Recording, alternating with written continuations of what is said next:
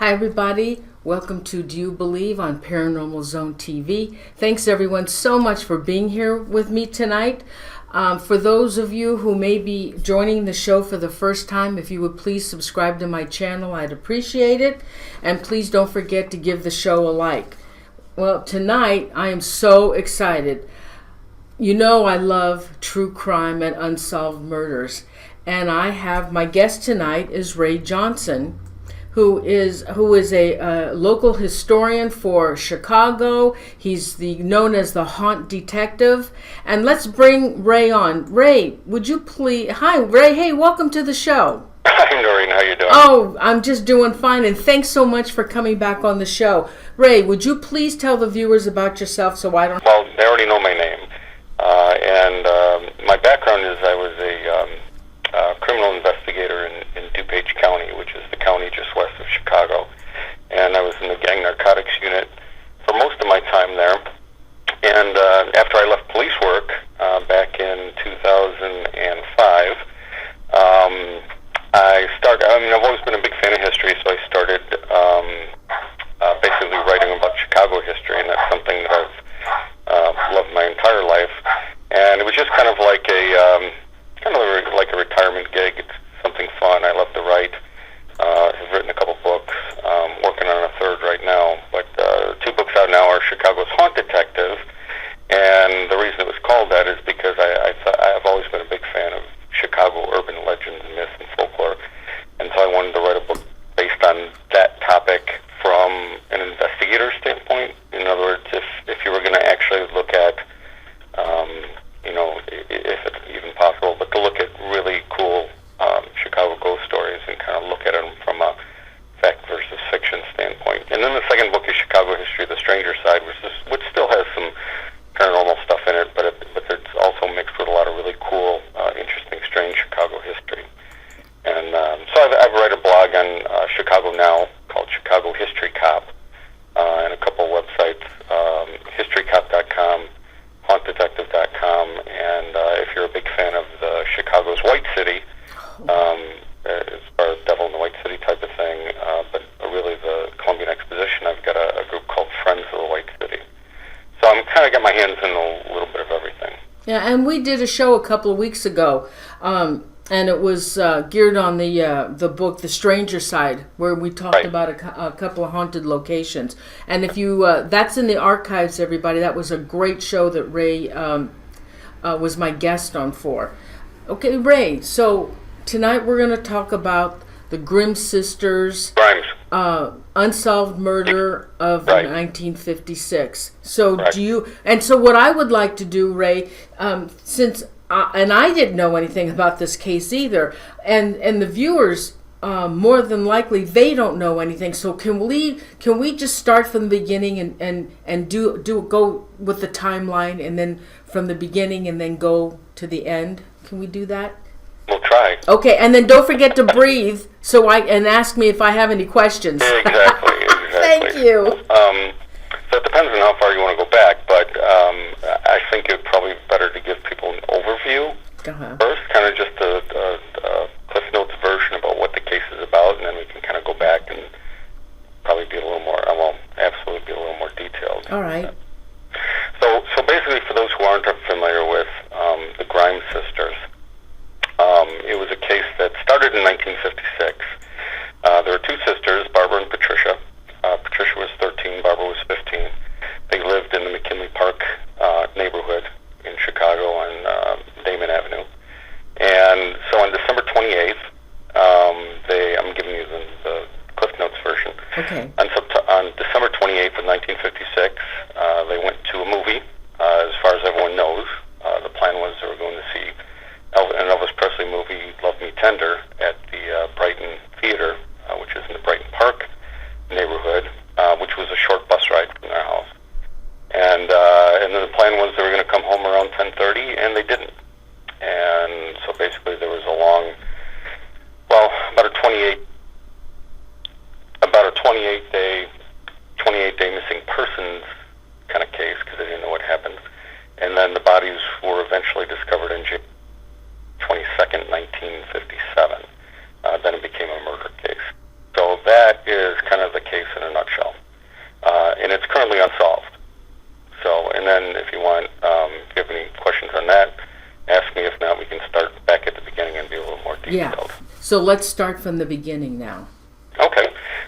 So it was, December 28th.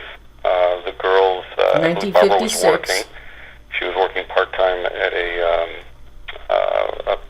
establishment called Wolf Furniture.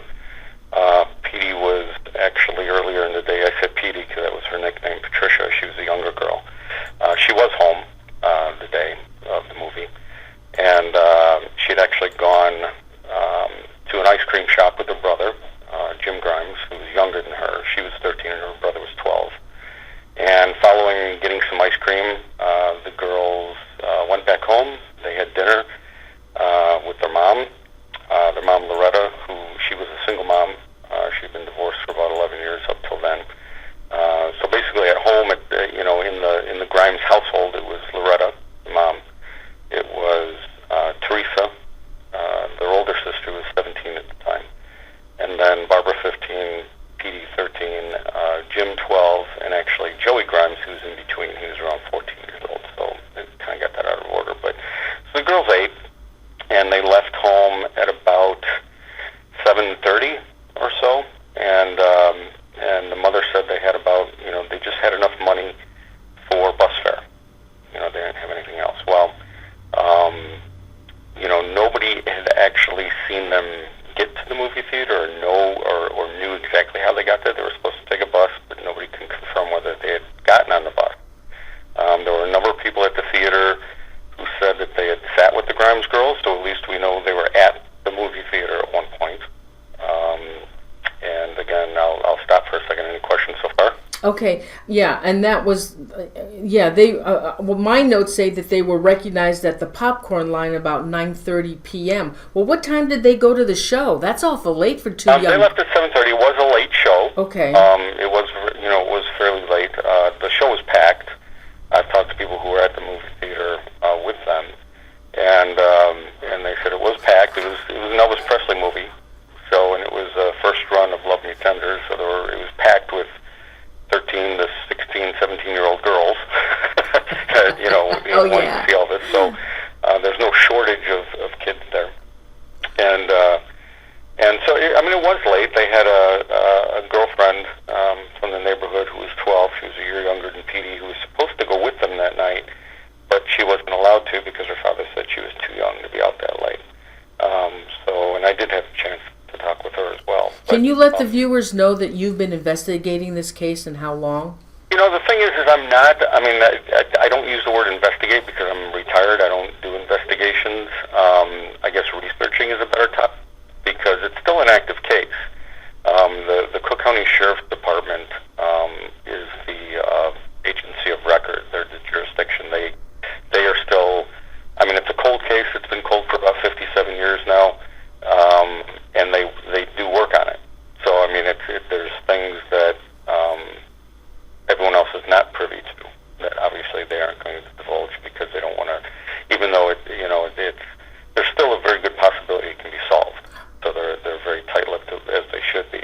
So I don't investigate. What happens is as I got interested in it, I started researching, and to give you a little background about why, why this particular case. I'm not into cold cases. That's not my thing. I'm not into unsolved crimes or true crime. I don't watch the TV shows or anything like that. I think when I left police work, I said, I'm done with that. Closed chapter, on to something else. The reason that I had originally started researching this case was for the first book because there's a couple legends and ghost stories having to do with the Grimes case. But it wasn't until I actually started seriously researching it that I came across information that I thought would help authorities. So then I had gotten in meetings with the Chicago cold case guys and the Cook County State's Attorney's Office, and really nice guys. Just start sharing information on it. So anything that comes up, I always funnel through them.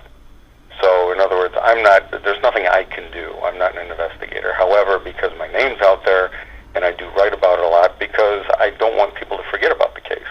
And the more people that talk about it, the more people that listen to it, the more it may spark someone's memory. memory, or, and it has.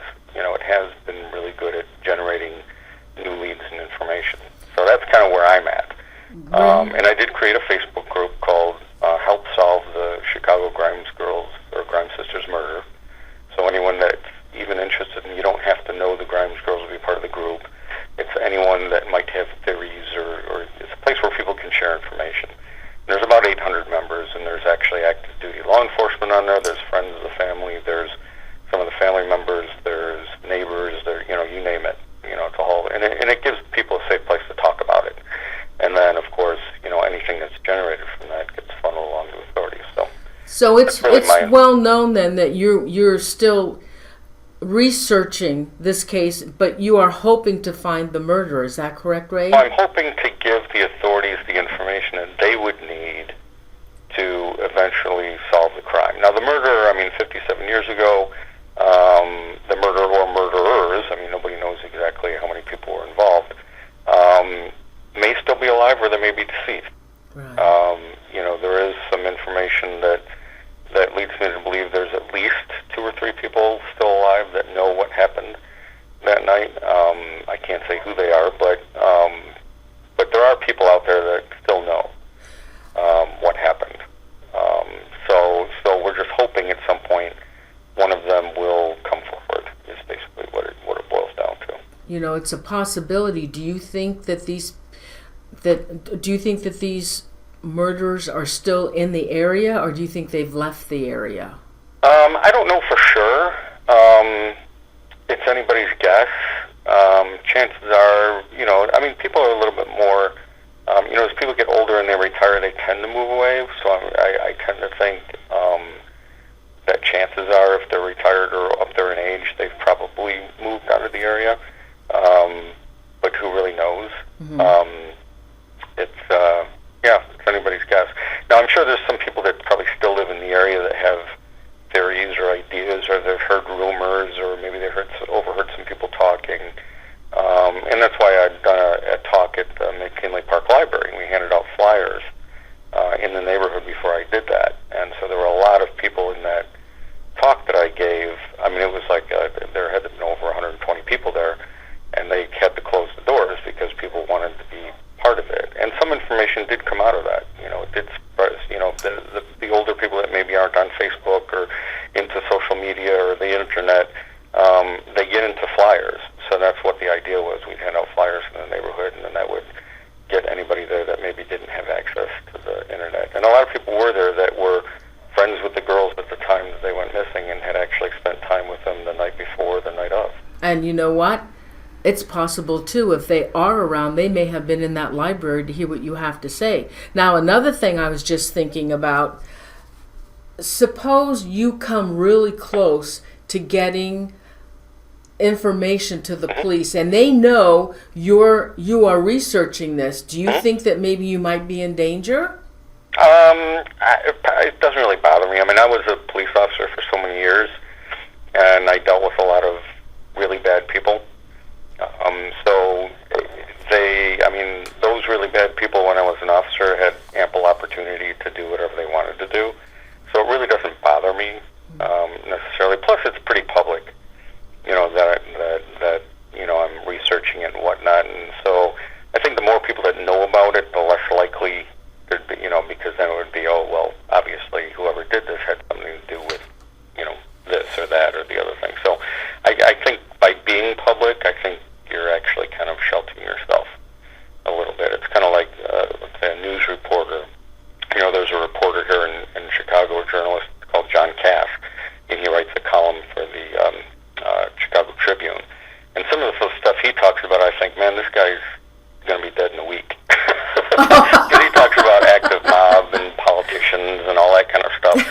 And I'm thinking, wow, why isn't this guy dead by now? But the thing is he's so public that it would just be so obvious if something happened to him, like who would be the culprit. Yeah. So I think I think that kind of keeps you safe. Now, one of the viewers did ask about DNA. Mm-hmm. Was there any... Now, here's the thing, is that there was, back at the time when all this happened, DNA wasn't even talked about. So when evidence was collected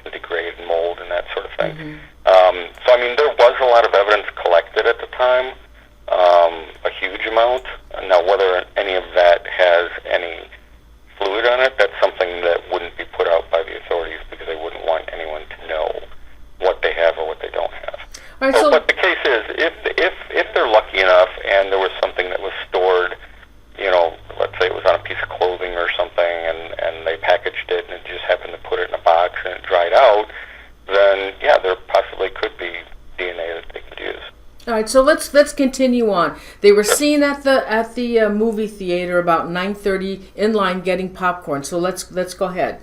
Well, now someone did say, here's the thing with the popcorn thing, is that the issue with this Grimes case is that there were so many. It wasn't like they didn't have any lead. The issue with the Grimes case is that they had so many, and a lot of them were conflicting. So it became very complicated because you have one person who said, "Oh yeah, I know the Grimes girls, and I saw them in line having popcorn." Then you have another witness saying, "No, they didn't have any popcorn when I was with them the whole time." Oh. So it's like, who do you believe? So it depends on what you read. Now, if they had, I spoke to someone who was with them pretty much the entire time. In fact, had actually left the theater with them, according to her, if you believe her or what she says. And she never said once that she saw them buying any popcorn. And again, they didn't have the money. They just had enough for bus fare. Now, it could be that they, figured, okay, we'll spend the money on snacks or whatever, and then hitch a ride home, type of thing. How far were they from the? How far did they live from the movie theater? It was about. I'm just gonna get. I could probably look it up online, but it was at the movie theater was at 4211 Archer. They lived at 36 in Damon, so it was probably about a mile and a half, 2 miles. Oh, and at that kind of weather that they were having at that time. Yeah, it was pretty cold. It was pretty cold. If I remember right, I think it was below freezing at the time. Yeah, they couldn't have walked home. Yeah, they could have. They could have walked. And but freezing? Probably didn't. And in fact, in those days, if there were a couple girls walking home, there were probably plenty of boys that would have offered them a ride home. Oh. So yeah. Now I know from the coroner's report that when the bodies were eventually recovered and the autopsies were conducted, that there was no sign of, at least as far as what they put out publicly, there was no sign of popcorn in their system. There was. That's interesting. Yeah, the younger sister, Petey, who had gone and had a banana split with her brother before they left for the movie, she still had remnants of the banana split in her system. Oh. So that's why they're pretty sure that they were killed shortly after the movie. All right, so let's go ahead.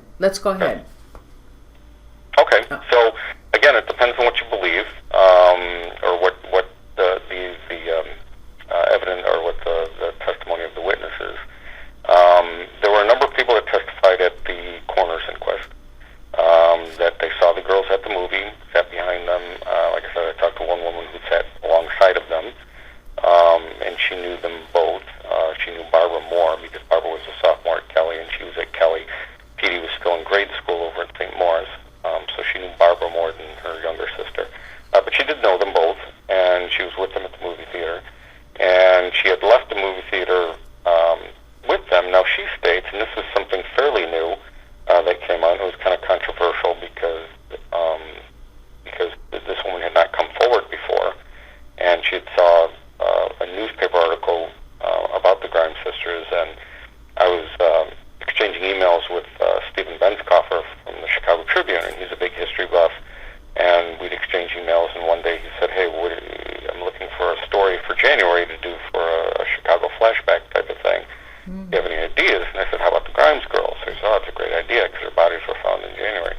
So he ran a story, and at the end he thanked me for the idea and then put my email address on the bottom. That's when a woman got a hold of me who mentioned that she was with the girls. And I'm like, whoa, wait a second. Nobody ever said they were with the girls when they got picked up. So nobody had known what happened to them after the theater. So this woman comes forward and says that she walked out of the movie theater with them, crossed about 2 streets, and then a really large black car pulled up. Said, "Do you girls want to ride?" She said Petey was the first one to jump in the car, so we're assuming they may have known. The woman I talked to said she didn't know who was in the car, but we don't know if Barbara or Petey knew the person. Petey jumps in, and then Barbara, and then this woman.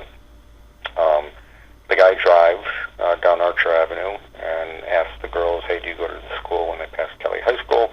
And then the one girl starts to get nervous, and then actually the guy ends up turning down 39th Street and going through this girl's alley, which was just by chance. So she was a little freaked that the guy took a quick turn down the alley, and she jumped out of the car. And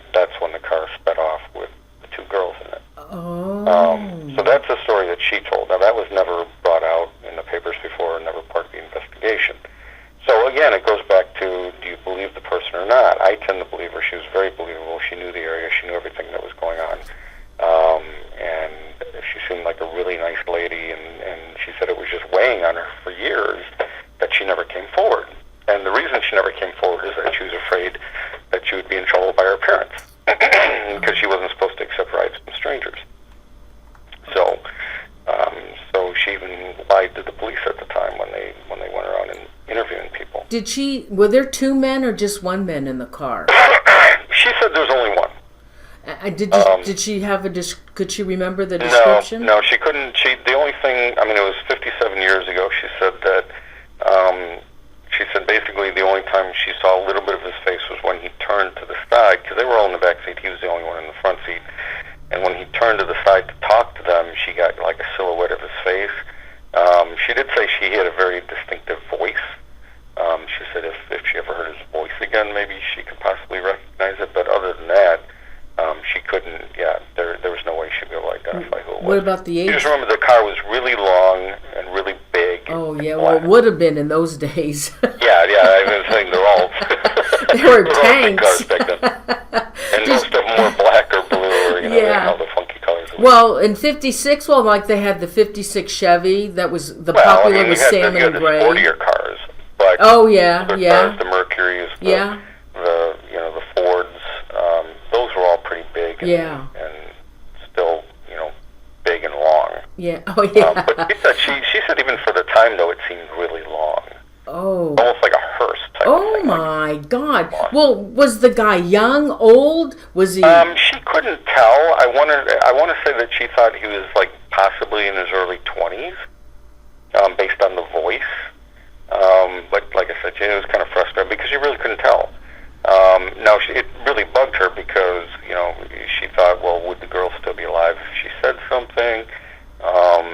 But we don't even know if that's the car. This guy could have dropped them off where they said to drop them off, and it could have been another car that picked them up. That's true. So we don't know at that point. Now, yeah. So anyway, there were a number of people that said. Now there's conflicting stories. There was a guy named Roger Menard who was at the theater. Now he wasn't a close friend of the Grimes girls, so I'm not sure how he could identify them from across the street, because at this point nobody's looking at it. Nobody knows there's going to be a murder that night.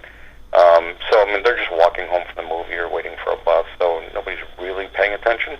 But he had a pretty decent description of the fact that he saw the Grimes girls leave. He said that they were approached by two cars, a really dark black 49 Mercury, followed by a 55 blue Buick in tandem, and they pulled up next to the girls. The girls went to the window. Didn't look like anything, like they were scared or anything. They walked up, talked briefly to the people in the car, and then they walked away. And then the cars pulled away. Oh. And then the cars came around one more time. So obviously somebody was trying to, assuming that he knew who the Grimes girls were. Now, that night, of course, let's go back a little bit. Okay. So there was a couple of people at the theater that said they saw the girls. There was Dorothy Weinert, who did know them, and she was sitting, I believe, behind them with her younger sister, who was 6 years old. So she took her younger sister to the movie, and she did know them personally. And she said they were sitting in front. Now she said she left directly after the first movie. So there were a couple movies playing. It was Love Me Tender, and then there was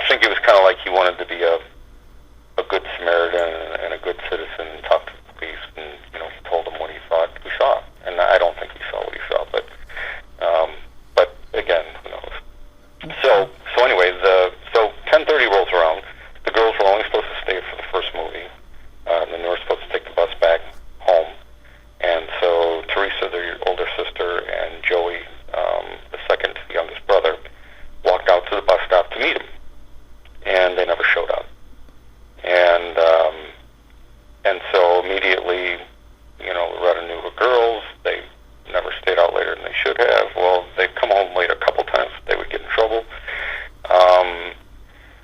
And when they didn't come home on the bus, it really worried her. So she immediately talked to a police officer. A police officer said, don't worry about it. They're probably out with their boyfriends. Or, oh, no, they don't have any boyfriends. Well, okay, maybe you don't know they have boyfriends. So basically it was like, don't worry, Mom, I'm sure they'll come home.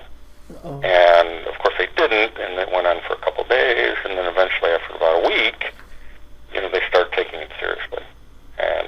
And that's when all the, a ton of different reports came in about people seeing the girls. Yeah. Everywhere from Nashville to, everyone thought they were seeing the girls.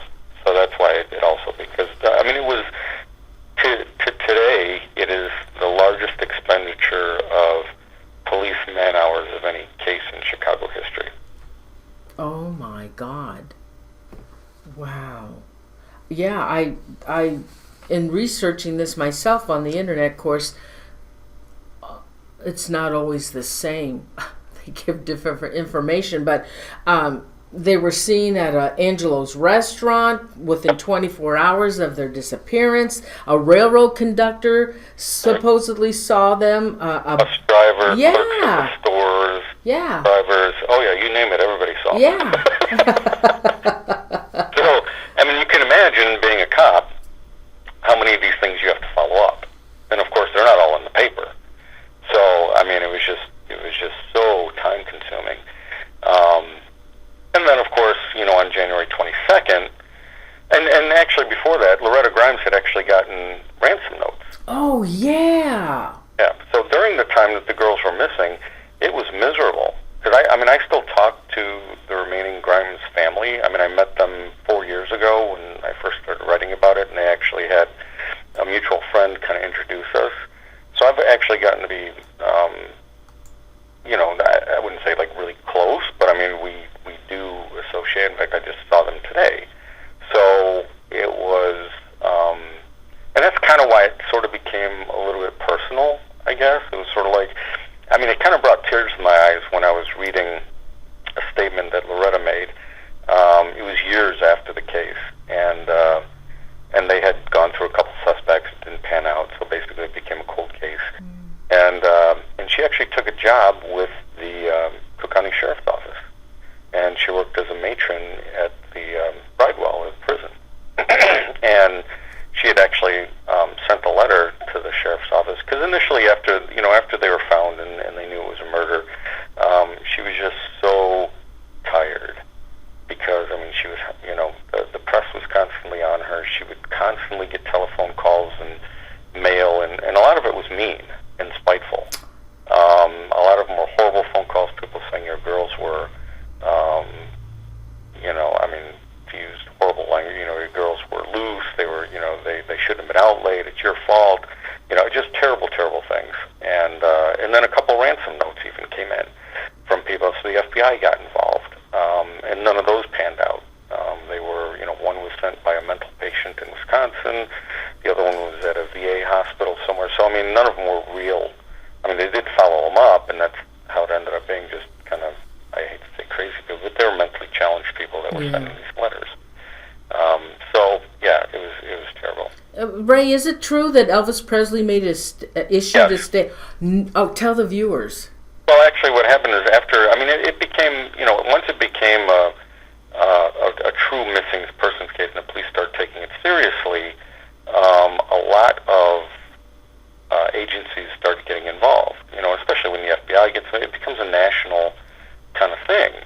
And so Elvis actually heard about it, and so he actually went on the radio when the girls were still missing, before they were murdered, or they knew they were murdered. And he got on the radio and said, if you girls are true Elvis fans, then you will go home to your mom. So he addressed them personally on the radio.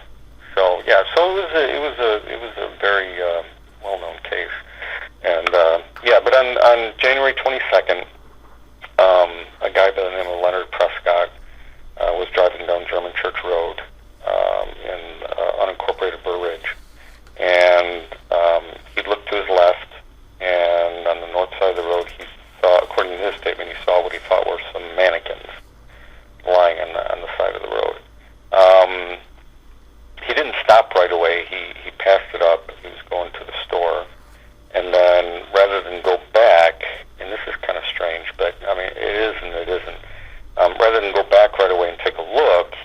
home and picked up his wife and then went back. I think he was afraid in his mind, like, okay, if they are bodies, I need someone with me. Yeah. You know, as a witness, like, hey, I'm not the... Because, I mean, if you're the one that finds the body,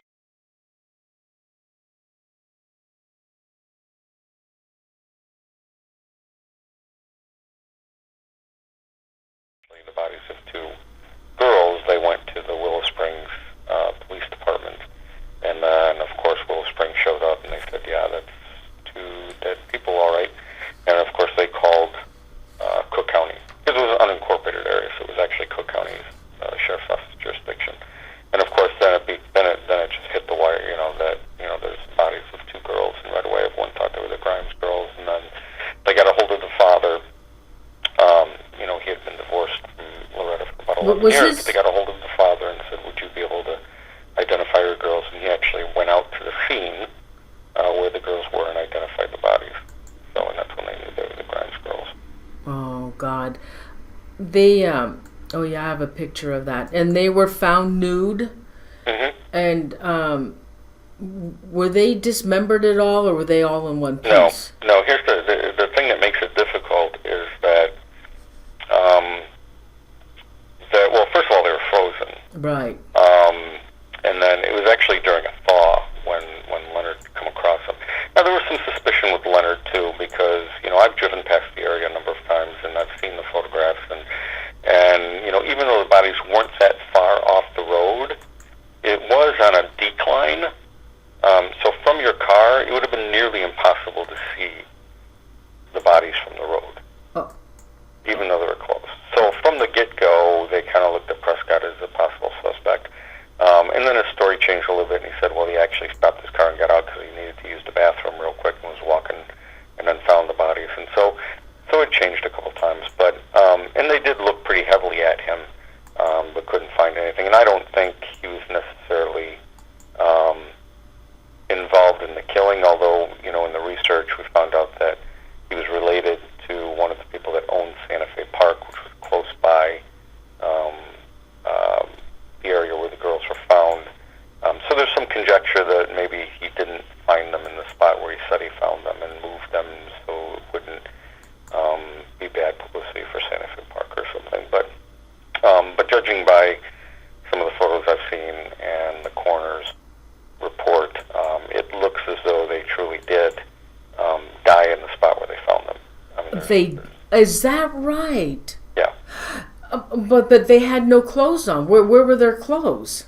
They could never find them. There was no indication of that. They've never found any articles of clothing. They did find clothing as they were searching, because there was a huge search obviously done in the area. Not only that area, but Santa Fe Park and a really large area, because it's mostly wooded out there. Mm-hmm. So even now, there's not a lot of houses there, which is kind of weird, because there is one subdivision there, but other than that, it's pretty much remained real similar to the way it was in 1956.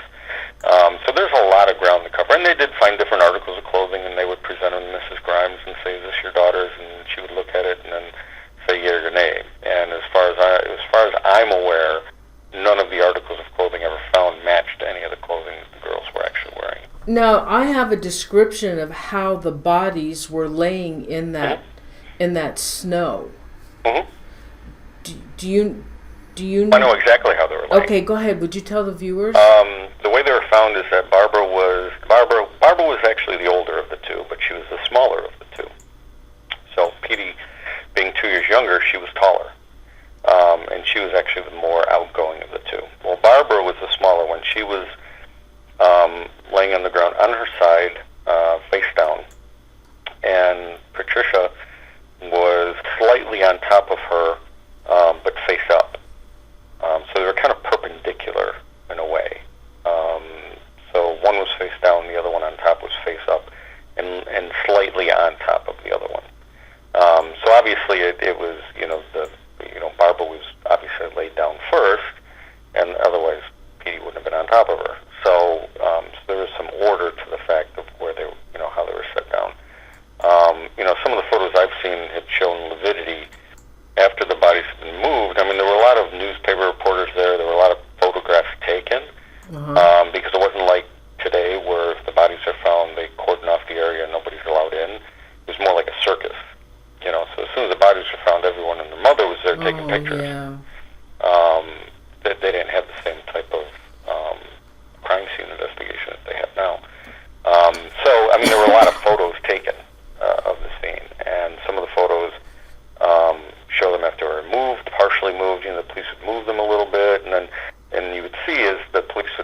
one of the things when somebody dies, the blood pools to the lowest part of the body, Mm-hmm. and it's called lividity, and it causes a permanent purplish blue, kind of like a bruise. So, in other words, if I'm sitting in a chair when I die, the blood is going to go to the lowest part of my body, so it'll be the bottom of my feet and my butt, basically, is where all the blood is going to settle, kind of because it's not being pumped anymore. So the blood will settle, and if someone were to move me, and of course rigor mortis starts in about 12 hours, and then the body relaxes in another 24 hours, so it doesn't stay stiff. So if you find a stiff body, then you know they've been dead less than 24 hours. Really? Now, I had read that the police department surmised that they had been laying there since far back as January 9. Yeah, it should have been. Well, of course, they surmised that before the autopsy.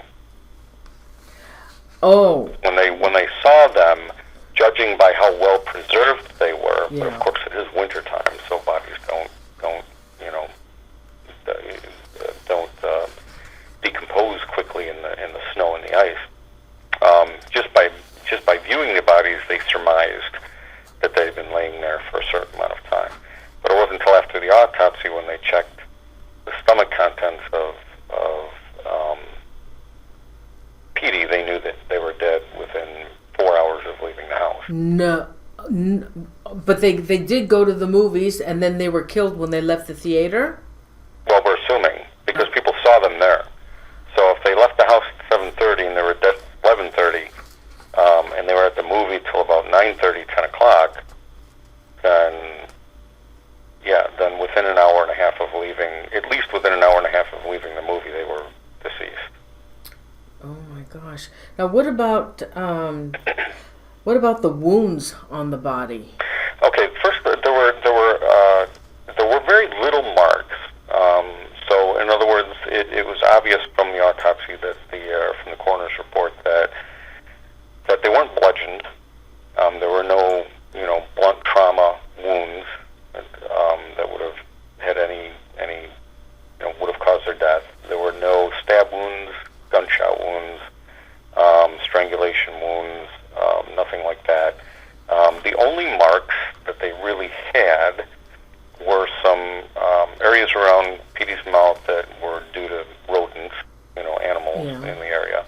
And there were 3 puncture wounds on Patricia's chest. And they looked like they could have been made by like a Ice pick? an ice pick or something pointed. But the wounds weren't really deep. They were about 3/4 of an inch deep, 3 wounds. And they were kind of in a triangular pattern. Really? And so those wouldn't have been enough to cause death, but they did say that those wounds were caused post-mortem. So those weren't wounds that were inflicted before they died, but after they died. Oh my God! Right. Now, you being a former detective, why would somebody do that? Well, I can talk about this particular part of the case now because the person's deceased. But in fact, it's one of the people I think that had something to do with it. And of course, it's just conjecture and it's just a theory.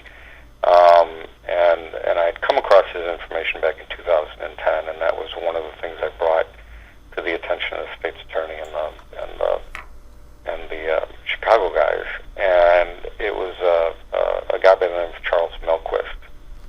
And I had never heard that name before when I was researching the Grimes case.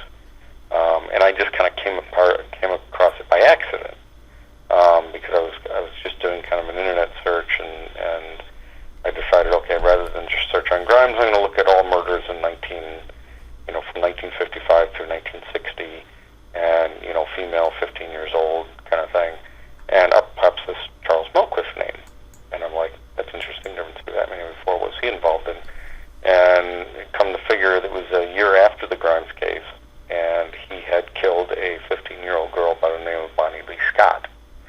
And he had left her body nude about a half mile from where the Grimes girls were found. And this, of course, was after the Grimes case. And he was eventually arrested for the Bonnie Lee Scott case, obviously. And he admitted to it. He confessed and was sentenced to 99 years.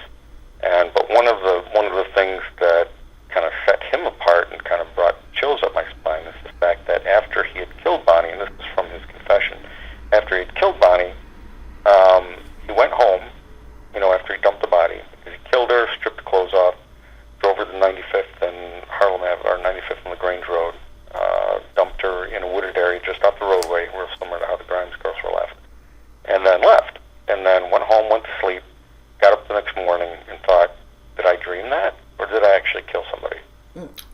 So what he did is he went back to the scene to just confirm whether or not he dreamed it or he actually did it. Of course, he finds the body there. So he leaves. Then he goes back a week later to the same spot, and he thought, he told the investigators, I went back to bury her. I felt bad that she was just laying there. So he went back a week later, and then when he got there, he decided, I think I'll just stab the body and cut her head off. Oh my So, God. it seems normal, right? So, logical. So anyway, so he shows up and he stabs the torso with a hunting knife, and then cuts the head off and throws it about 20 feet away from the body. And then he was interrupted by somebody and he got spooked and he left. So now, when they finally arrested Melquist for the Bonnie Lee Scott case, and this is one of the things that kind of leads me to believe he had something to do with it. And there's a number of reasons. I can go on those forever, but one of them is the fact that if he followed that same pattern, with his other victims, if there were more, and he went back, like he did with Bonnie Lee Scott, when Bonnie Lee Scott was killed in September, her body was soft. It was still warm outside. If he went back to the Grimes sisters, and of course Petey's on top, and there's some light snow on the bodies at this point, if he tried to stab Petey or anything, it would have been like trying to cut into a frozen side of beef. So he wouldn't have got the same pleasure out of stabbing a frozen body. And when they searched his car, they found a 3-pronged garden fork, kind of like a pitchfork in the trunk of his car. Yeah. Which was similar to the shape of the marks on Patricia's body. So if he tried to use that to stab her, it would have only went through so far because the bodies were frozen. And once they were thawed out, obviously they would have been pretty shallow wounds. Well, but Ray, maybe he saw the bodies there. Maybe he had nothing to do with it, and because he has this thing about injuring a body after it's dead, maybe he came along and just did. Could be very true.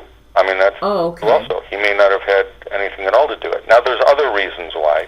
The fact that he had phone numbers of some neighbors of the Grimes girls in his little black book, which were only like 2 blocks from the Grimes girls' house. Why would someone from Phillip Park have neighbors of the Grimes girls' phone numbers in his book? There was also one of the biggest damning pieces of evidence that I just can't get around. Yeah. And this is from Loretta herself, is that she received, like I said, a lot of phone calls by people, saying mean things to her. And actually, the police for a number of months had a trace on her phone, just in case.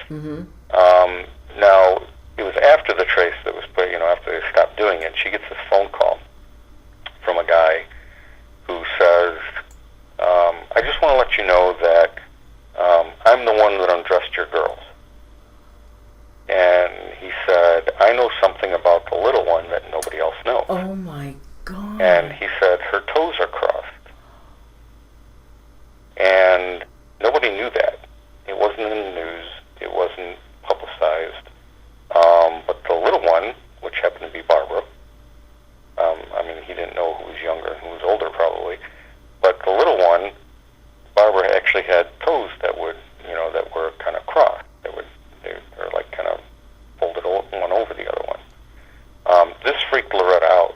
And then the guy laughed, and he hung up the phone. And she said, I will never forget his voice.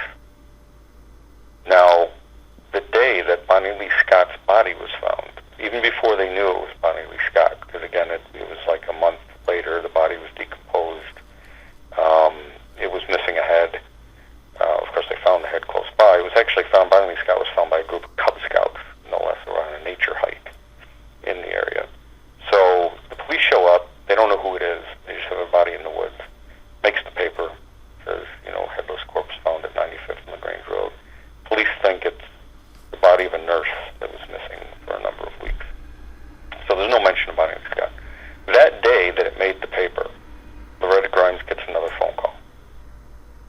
And the person on the phone said, I got away with another one. And he said, they're not going to pin this on Benny Bedwell or Barry Cook or any of those other guys. And then he laughed the same way he did when he laughed about the Grimes girls and hung up the phone. Oh my God. And Loretta said, I'm 100% positive that the guy who called me after my girls is the same guy that called me this day or today when she was interviewed by the news. And so the only one that could have been would be the one who killed Bonnie Lee Scott, because that's the only one looking in the papers to find out if they find a body. And he's deceased. He's deceased now. He wasn't deceased in 2010 when I actually went there. And they were familiar with the name Melquist. I mean, the investigators weren't stupid at the time. They realized that, here you have another guy who kills a young girl. So he was on the radar. I mean, the minute that DuPage County picked him up and took him downtown for a lie detector test, by the time he confessed, they had already gotten word to Chicago that, hey, this guy's could be a suspect in your Grimes case. They shot investigators out there. By the time they could get there, he already had an attorney. And the attorney, no less, was Robert McDonald, who ended up marrying Sam Giancana's daughter. No kidding. Yeah. So, how this guy gets a mob attorney, I'm not sure. I've got some theories, but... well, maybe that guy was involved with the mob. Well, I think he was involved in doing burglaries. I think he was a burglar as well, Melquist. I think he had a way of making money. He always had new cars, but he never worked. Oh, that sounds like mafia to me. Yeah. But I'm not saying, I don't need a horse head in my bed. I'm not saying the mob was behind their killing. Not at all. I don't think they were at all. But I think that Melquist was involved at one point, and somebody was a friend of somebody who supplied him with an attorney. So based on the Bonnie Lee Scott case. Then I don't think they were. The mob isn't big. From what I know and the people I've talked to, they're not big into hurting kids. So the mob would have never stood for one of their own hurting children. Yeah. So that's not something that they are into. Do you think that now Dave Spinks, who was in the chat room, he's former police, federal police. He asked, could this anyway be connected to the occult or satanic or ritualistic? I don't think so. I mean, none of the stuff that the kind of, even the going theory at the time, even though they didn't say it. I can kind of give you my theory behind it. I don't think there was anything satanic involved or any sort of cult killing. They weren't bound. A lot of times with the cult killing, there's binding, and you'll have rope burns and stuff like that, or ritualistic mutilations or something like that. And there was nothing ritualistic about how they were. In fact, they didn't know how they were killed. In fact, the only thing that they put on their death certificate was exposure to the elements. Now, Melquist, of course, he had this little skill. Another reason why I think he was involved is that he had a skill to render females unconscious without leaving any marks. And kind of like a little bit of a sleeper hold. And he did it with all of his girlfriends, and that's eventually how he killed Bonnie Lee Scott. So there was no marks on her body as well? On whom? On Bonnie. Well, he had attacked her body, had stabbed it and cut her head off. After, that's some act right. of mutilation after So this man knew how to kill people without leaving marks. Oh, that's strange. Yeah. Now, what he would do is he could render people unconscious. It was kind of he said it was something he learned in the military. He was in the military for about a year, and what he would do with a girlfriend is he would basically put them in some sort of a hold which would cut off the kind of like a sleeper hold in wrestling where you cut off the blood flow to the head and they pass out. Yeah. Well, anytime you do that to someone, you always run the risk of them not waking up. And a lot of his girlfriends did wake up, and of course they broke up soon after. Well, was there enough left of Bonnie's body to see if she had been sexually attacked? She was. I didn't read anything on that. I know the body was pretty badly decomposed, and a lot of that stuff isn't published. The stuff I read in Bonnie Lee Scott did not mention anything about her being sexually assaulted. In other words, there wasn't anything that I could read. Now, all the investigative files in that case are gone. I have tried to look for those and see if there's anything remaining. And even the court transcripts, I can get a copy of them, but only from the appellate court because the originals were destroyed at DuPage County in a flood. But luckily, the case was appealed, which means the transcripts transcripts would have been sent to the appellate court, so I just have to order those. But there was no indication from any of the public information, the newspaper reports, the reports of the case, that she was sexually molested. He never mentioned at all that he did. What he said is that they were in the car in his driveway, and he picked her up, drove to his driveway, and then they were playing around her driveway, and they were playing around in the car, and things got a little out of hand, and he took a pillow and suffocated her. Oh my God! Now I understand. Well, I read that Barbara Grimes was sexually assaulted. Now, see, here's the thing about that, is that information comes from Henry Gloss. Yes. Harry Gloss, I'm sorry. He was the coroner's investigator. Right.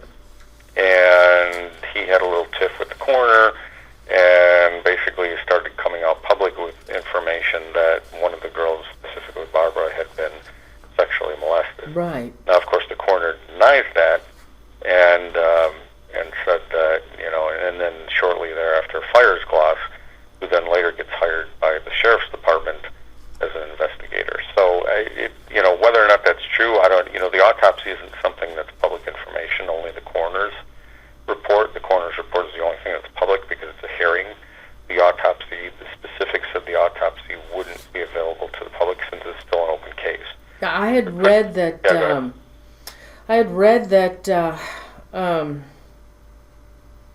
That Gloss does not feel that they died the night they disappeared, because he said there's an ice layer around the bodies that proved that they were warm when they were left along German Street Church Road, and that only after January 7th would there have been enough snow to create the ice to hide the bodies. Well, here's the thing, is that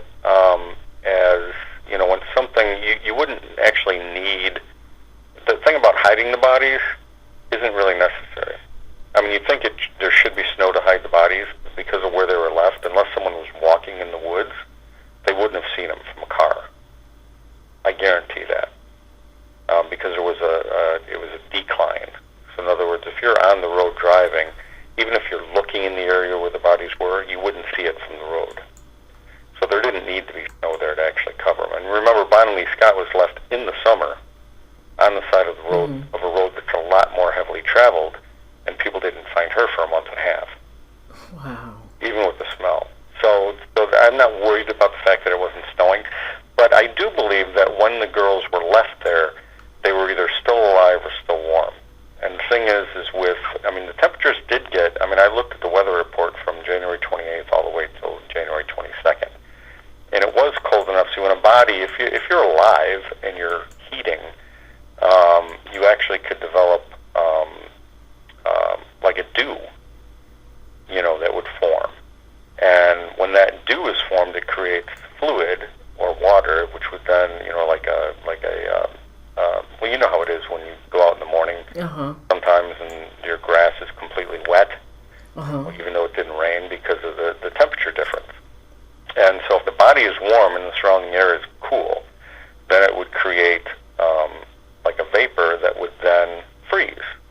So that could have very easily have caused an ice ring if, it was cold enough to freeze that night. Now, they wouldn't have died. There's also other theories that they were left there and they were alive, and it was a kind of a prank, and they left them out of the car without any clothes on, and they died of exposure. Yeah. And it just wouldn't happen. Even if they were nude, and even if it's below freezing temperatures, unless they were wet, and hypothermia would have kicked in. But if they were dry and they were left out in the cold with no clothes on, they would have survived the night. Especially when there were two of them.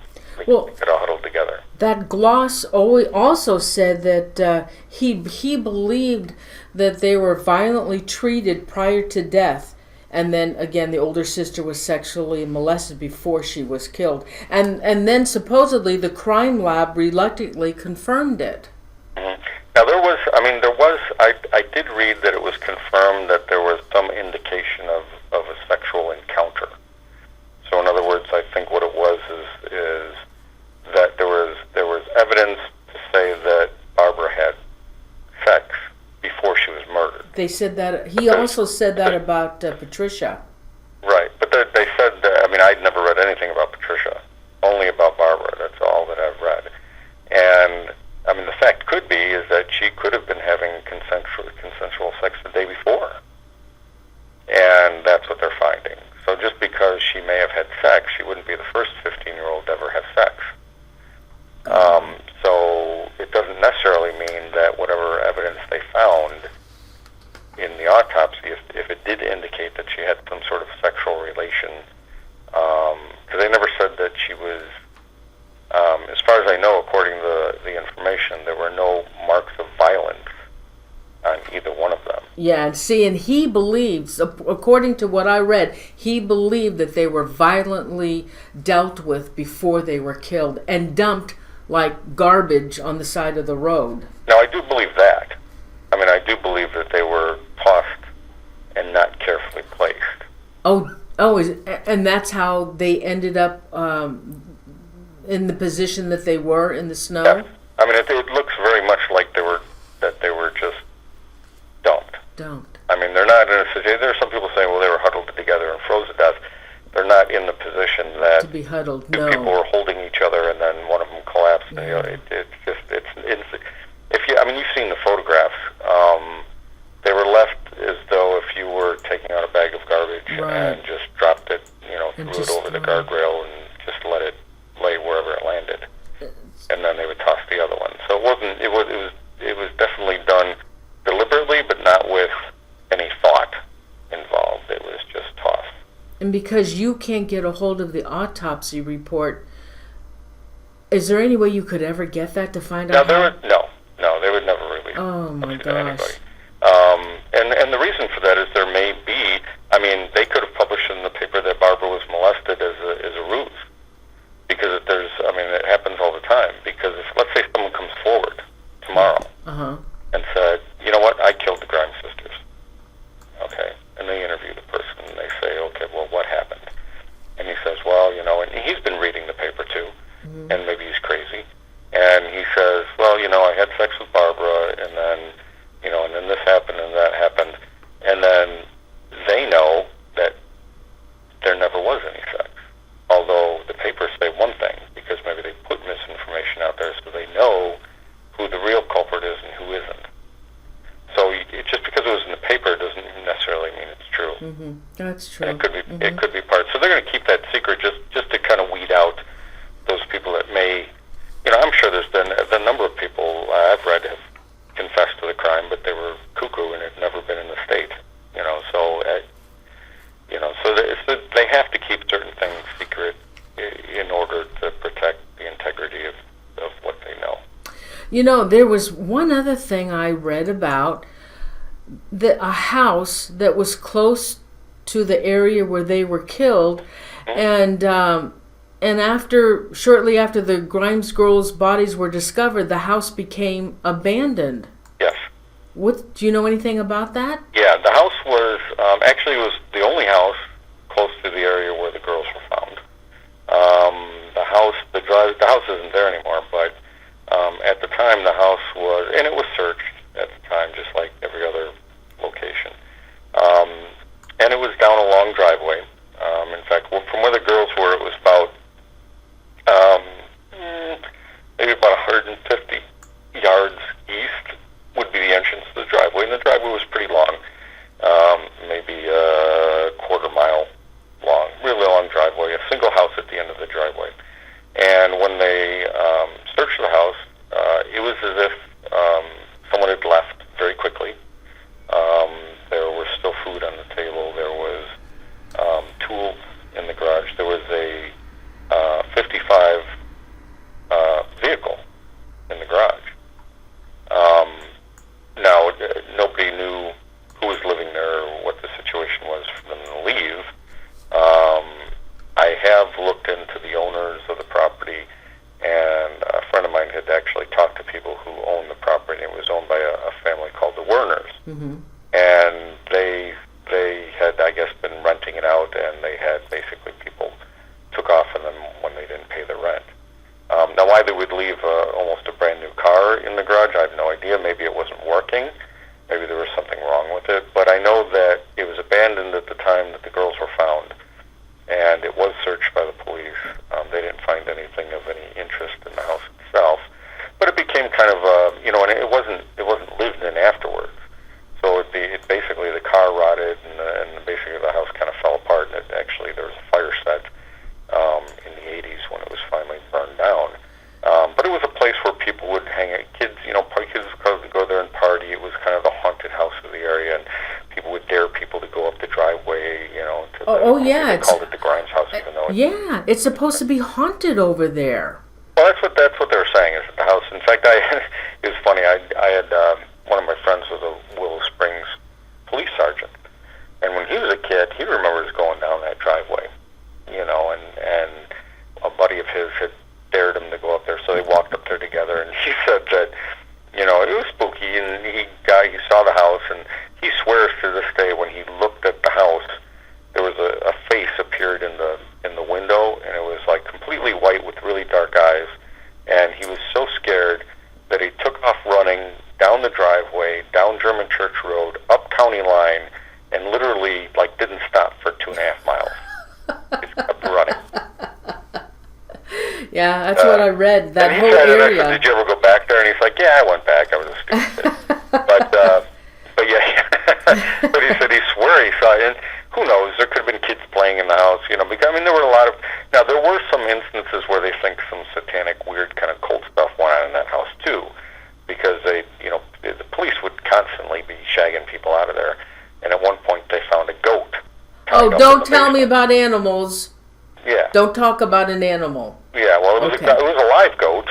But they didn't. They figured, well, who knows? Maybe some cult group is going to be doing some animal sacrifice here or something. Oh, there was some weird stuff going on in the house. Oh my God! But it burned down in the 80s. It was probably arson. I'm sure some kids were burned it down or whatever. So you don't think that any. I was just trying to think of maybe the murderers could have been in that home, but then the bodies were tossed. There's nothing. Yeah. Put it to you this way: there's enough local people in the area that are bigger suspects than anyone that could have lived in that house. Now, you are in touch with some of the family still. Mm-hmm. Yeah. So tell us about that. I like to protect their privacy, but what happened was it was actually a mutual friend. I'd just written the first book, and it wasn't a big thing in the first book. It was just basically kind of, that's when I actually started doing the research, but I couldn't publish any of that in the book because Melquist was still alive, and so I don't want to, ruin anything. So I didn't go into that much detail in the first book. It was mainly because, I first looked into it because there were ghost stories associated with the Grimes case. And my publisher was kind of like, well, if you're going to write about ghost stories, write about something that involves the police. And I said, okay, well, there's Resurrection Mary, it involves some police, and the Grimes case, and all this other stuff. So, but when I actually started seriously looking at it, that's when, this other stuff started developing. But yeah, it was kind of it was a weird thing in that area. But like I said, there's a lot of local stuff, a lot of local suspects that would pan out a lot more than just some random, Texas Chainsaw Massacre family living over on German Church Road. So. And you said you were just talking with the family today. Yeah, I was. When I had started publishing, a mutual friend had actually had them get in touch with me, and I met with them at a local pub, and they have, the girls still have 2 siblings alive, and I won't mention their names or anything, because they don't necessarily want people hunting them down, but they to this day, it really, really bothers them. Now, they were really happy that people actually still do care about the case. For a lot of years, they had thought people just forgot about the girls, and so it really kind of made them feel good, especially when so many people showed up at McKinley Park when we did kind of the first talk on it, and they were there. One of them was there, one of them wasn't, but it like I said, and people do. When I started the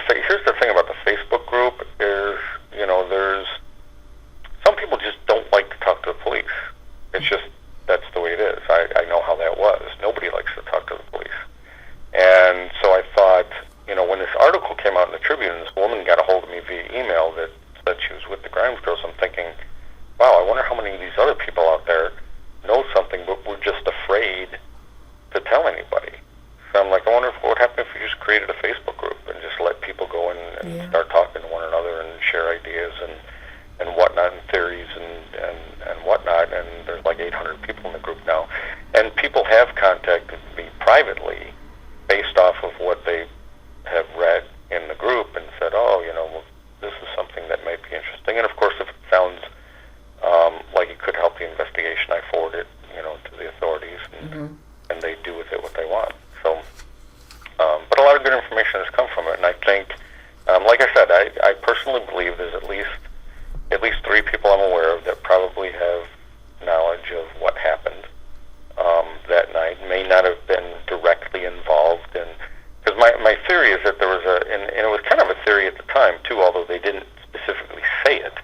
I know at the coroner's inquest, they constantly were asking Mrs. Grimes, are you aware of any local groups of boys or gangs in the area? And she would say no. And they would ask her again and again. So even at the time, they thought there was a local group of guys that were involved. And, there's some indication that, it's always been a point, with me, if Melquist is going to be a real suspect, what was his tie to the area? Why was he in that area? Why would someone from Villa Park be hanging out at 36 and Damon? It's a long way. Yeah. It's a big distance. So, there's plenty of movie theaters and there's plenty of 15-year-old girls in Villa Park and around that area. What are you doing in the other area? Well, there's certain things that still have to pan out, but one of the lead investigators in the Grimes case, by the name of Sheldon Teller, he eventually got arrested and went to prison because he was dealing narcotics. And he had been involved in it prior to the Grimes case and long after. And he had an informant that he was using, and they didn't really say a whole lot about him other than the fact his name was Charlie, and he was an ex-military guy that was helping them to infiltrate local groups of people, young kids, and try to figure out who was selling heroin. And in Teller's case, it was more than likely to try to get rid of the competition. So he was using his police powers to arrest the people that were selling dope so that he didn't have any competition in the area. And something tells me, the more and more I look into the case, that there's a good possibility that Melquist had got busted for something and was actually working with the police at the time as an informant and had gotten to know a lot of the local young guys, and probably how he got a lot of the phone numbers that he had. And may have actually at one point come in contact with the same guys that I believe may have had, maybe the local boys didn't know what Melquist's intentions were with the girls, and that somehow they had picked them up and were just planning on partying, and Melquist got a little carried away, and then one thing led to another, and, for all we know, he made one of them pass out, everyone freaked out, thought he killed him, and then it all went haywire.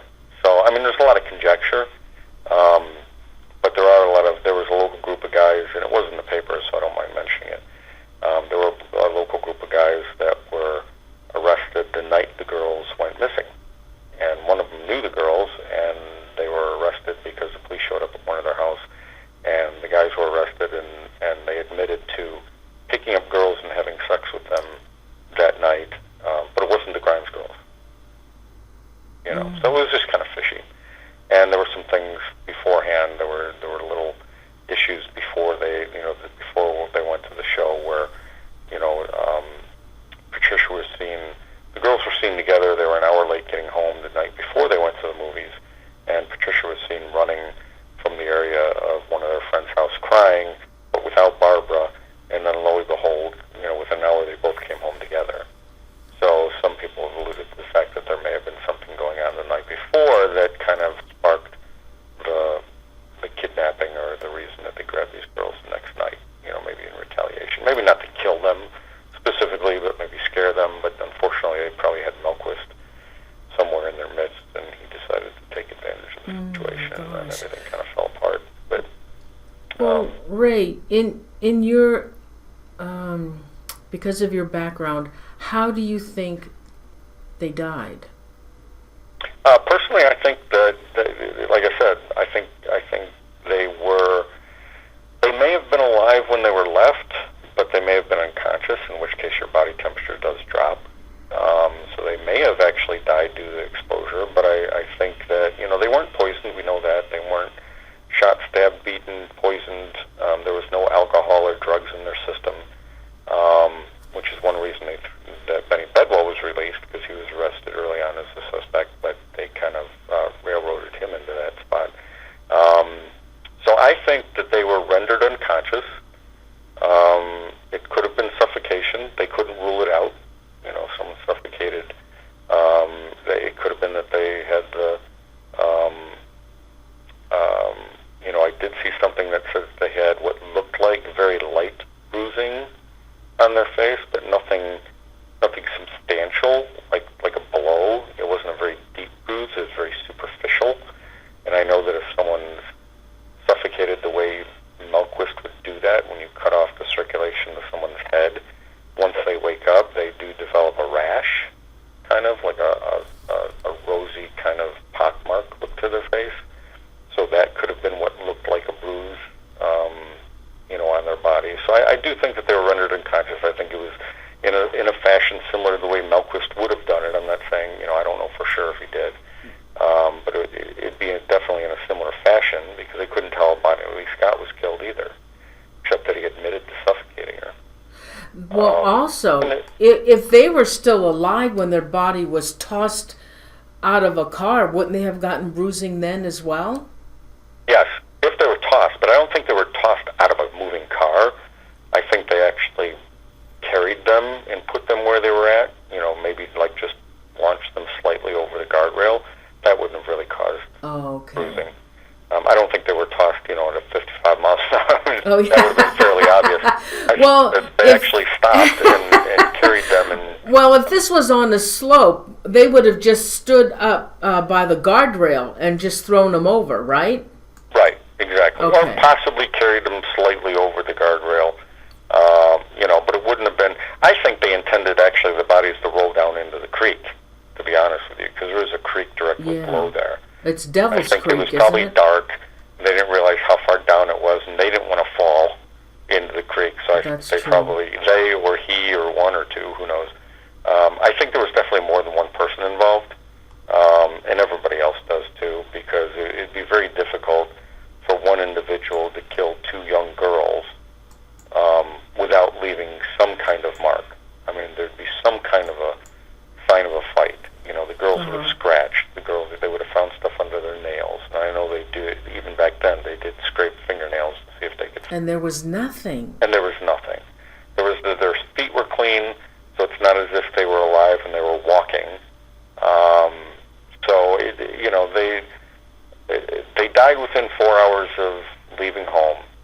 And my feeling is that they were left shortly after they were killed. Whether or not they were actually dead at the time they were left or in the process of dying, I think they were still warm when they were left, and that's what caused the ice ring, because there definitely was an ice ring around them. Yeah. But you don't need snow for that. If it's cold enough and you leave something warm outside, you could try it sometime. Just take something warm, like experiment. Take a warm piece of meat and then throw it outside in the cold, and then next morning pick it up. You're going to see that there's an ice ring around it. So, there doesn't necessarily have to be any snow. Now, have you had psychics give you any information that might have helped? I know that there's been a number of psychics that have attempted to. I know Irene Hughes had, volunteered information that she had, but nothing necessarily. The thing is, the problem with the psychic information, it's no disrespect to psychics or anything like that. It's just that typically the information that is given is not specific enough to do anything with. If someone came forward and said, well, yeah, this is the guy that did it, and here's his telephone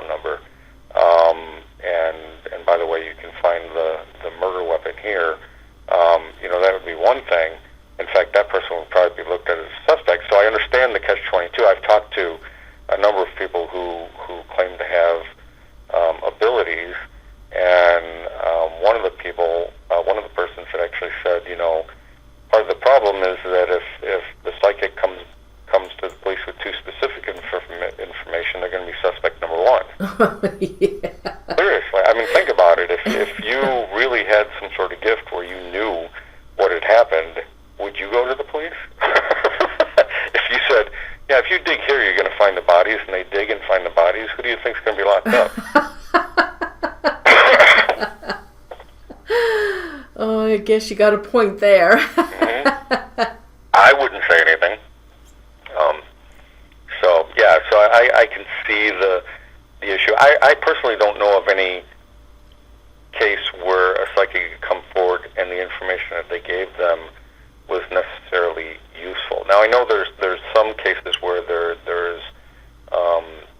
and like I said, I'm not saying anything that people don't have psychic abilities or that people don't have gifts.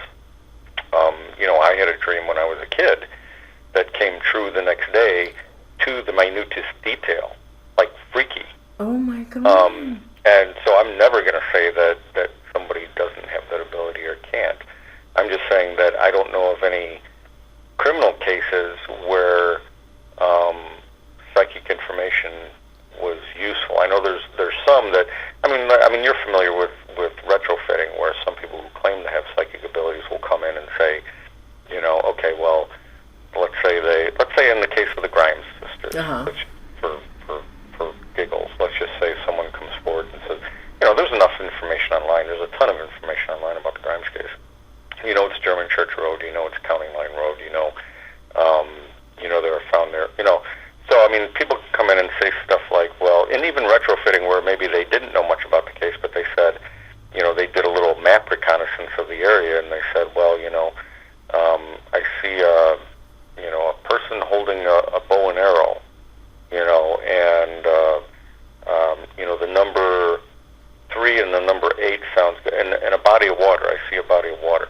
Well, I mean, a lot of that is so general that you can, after the fact, say, okay, the number 8, the number 3, that mentions, Route 38, which is Roosevelt Road, or, and 2/3 of the world's surface is covered with water, and it's like the single most common terrain feature anywhere. So basically, if you say water's involved, which is what I've heard a lot, the psychics say, well, I see a body of water.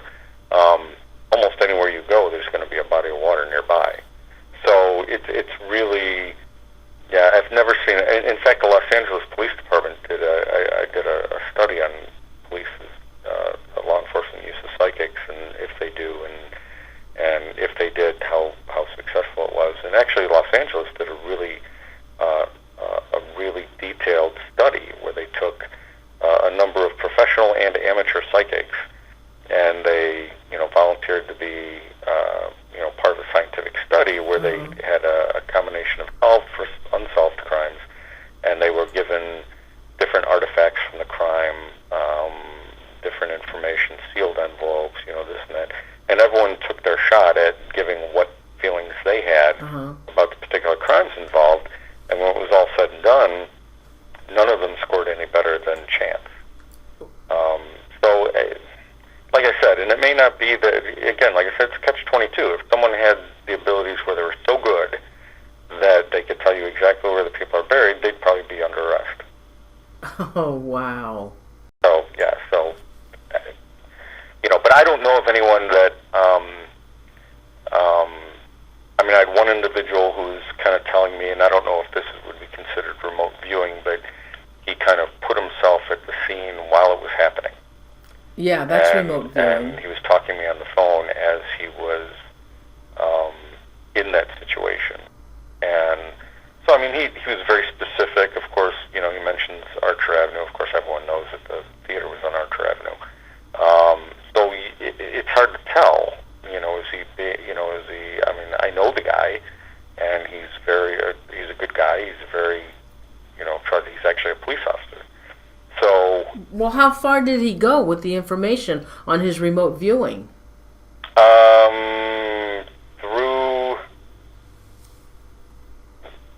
Through a kidnapping, and then he mentioned that he thought that the girls were in the trunk of the car, and that they were still alive at the time that they were in the trunk of the car,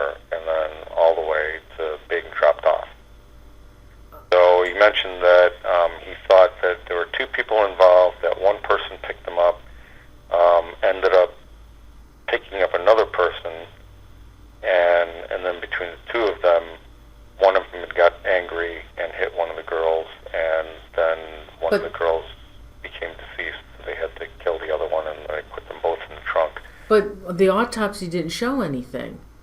Right. So he's saying... Well, I couldn't say the autopsy because we haven't seen the autopsy. Yeah, that's true. The coroner's jury never mentioned... The only thing they said is that they couldn't determine a cause of death, that there was no sign of blunt trauma enough to cause death. Yeah. That there was no poison involved, there was no alcohol involved, there was no gun involved, no knife involved, no ropes, strangulation, or anything like that. So the only thing they could come up with was either suffocation, which they couldn't say it was, because there was no way for them to prove that, or exposure. So on the death certificate, the only thing that it says is secondary shock due to extreme temperature. Yeah. Wow. And you're still... How often do you still research this case? I hadn't in a while. It's kind of off and on, because obviously there's a lot of other stuff going on, and I'm busy doing, writing on other topics. But I would say, weekly something comes up in the group that's discussed, and I would say that probably, every 6 months or so, something will come forward that seems promising and that it's passed on to the authorities. So people are coming forward. People are sharing information. And my idea was that obviously if whoever's still alive that may either be responsible or know what happened but is keeping it a secret is kind of feeling the pressure, because the last thing they want is for people to talk about the case. They want it to just go away. Maybe one of these days, if there is someone like that, when they're on their deathbed, they may call in a police department and say, "Hey, this is information that I have," and then it'll be solved. Do you see this case ever being solved? I think that there is a definite possibility of it being solved or closed. There is a possibility that there may be someone still alive that could be charged, but I know for a fact that's not the family's intention. It wouldn't make them feel any better if someone's arrested. They just want closure. So they just kind of want to know what happened. So, they're not disappointed if they find out the person who did it is deceased. They just want closure. So I know that some people were afraid to come forward because they, felt like the family would hate them, or, they'd be ridiculed, or and the idea is that they're not like that at all. They would just feel the relief that someone eventually did come forward, because they understand. They were young at the time as well, and they know how, when things happen, kids are scared, and and once you're in a lie, you're stuck. So it's kind of like, if let's say, some of these guys that were in the car were 15, 16, 17 years old, you had Melquist who is 19, 20, they see this, they didn't mean for it to happen, but yet now they're part of it. And so I could see them saying, we're not saying anything about this. With your experience in law enforcement, this do you think was just a one-time thing with these two, whoever it was that was involved? I think with the local group of guys that I think were involved, I think is a one-time thing. With Melquist, here's the thing with Melquist, and it's always bothered me, is that, when he was interviewed after Barnley Scott, when he talked to the psychiatrist, he basically had fantasies of throwing naked women into whirling blades the size of airplane propellers. He enjoyed the idea of cutting up women and killing women. And now he went to prison in 1959, I think, after the case was through the court system. He was sentenced to 99 years, but then he was out in 8. He only did 8 years. in prison for the Bonnie Lee Scott case. And then he ended up having a family of his own. Now, I can't see someone as twisted as he was going to prison for 8 years and coming out completely cured. Mm-hmm. So it's always kind of haunted me that, I mean, could a person that had that sort of issues going into prison suddenly come out and be completely normal? Or were there others afterwards? So I know that that's one angle I'm kind of looking at, is are there any other unsolved murders similar to that after he was released? Yeah, that's hard to say. It's really hard to say. Right, exactly. So, but I know he did pass away in 2010. Oh. And of course we can't ask him anything now. Just in case there was some DNA, I know I had a friend who was in the state's attorney's office that was like, we'll just exhume the body if that's the case, if there's any DNA left in the Grimes case. And of course they would be able to find out because it would be, part of the investigation. But he was cremated, so there's no way that you can get anything out of cremated. Oh, that's too bad. Oh my gosh. Well, do you want to say anything more about the case to the viewers, Ray?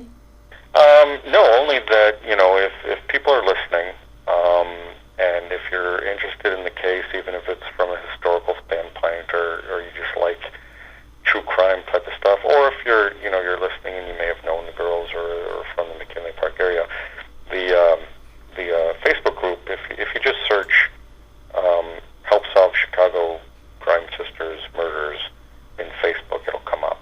And of course you have to request to join, and then you just have to be approved, and then you're part of the group.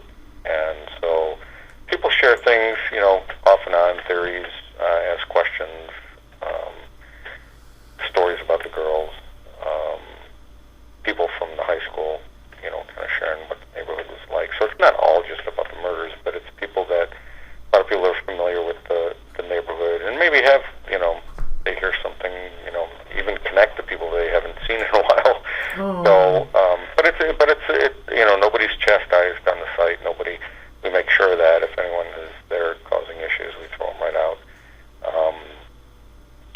So I just wanted it to be a safe place where people can share information, and if people are listening out there and they do know something, definitely. I mean, it's been 57 years.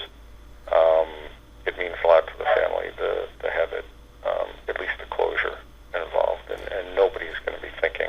I mean, the woman that came forward that said she was with the girls and got picked up in the car, she was terrified that the family would hate her and she'd be looked at horribly, and it wasn't anything like that.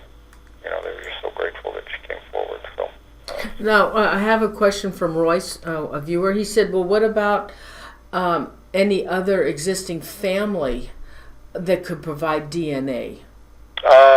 It's a possibility if it came to that. So, I mean, that is always a possibility. We have thought about that.